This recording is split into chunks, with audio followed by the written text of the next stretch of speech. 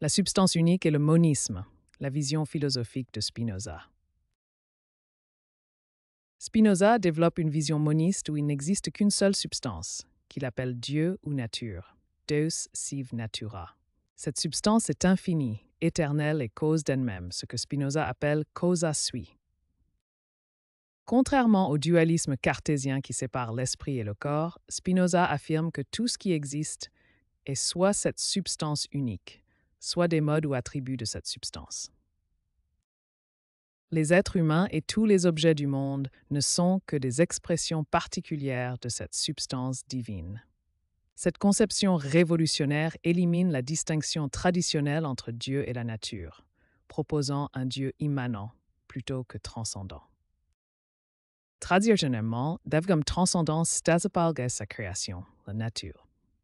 Pour Spinoza, en revanche, la nature n'est pas créée par Dieu, mais est Dieu lui-même se manifestant selon des lois nécessaires et éternelles.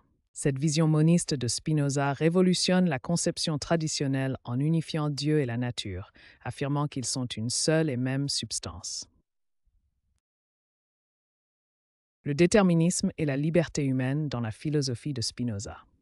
Spinoza rejette l'idée du libre arbitre au sens traditionnel. Pour lui, tout dans l'univers est déterminé par des causes nécessaires, y compris nos pensées et nos actions. Cependant, Spinoza propose une conception alternative de la liberté. Nous sommes libres dans la mesure où nous comprenons les causes qui nous déterminent. La vraie liberté consiste à agir selon notre nature propre, plutôt que sous l'influence de causes externes. Cette liberté s'atteint par la connaissance rationnelle.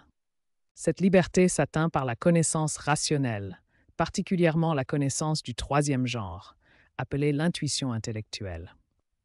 En progressant des simples opinions vers la raison, puis vers l'intuition intellectuelle, nous nous libérons de plus en plus. Pour Spinoza, les passions nous asservissent tandis que la raison nous libère. Pour Spinoza, les passions nous asservissent. Elles nous rendent dépendants de causes extérieures et nous empêchent d'atteindre la liberté.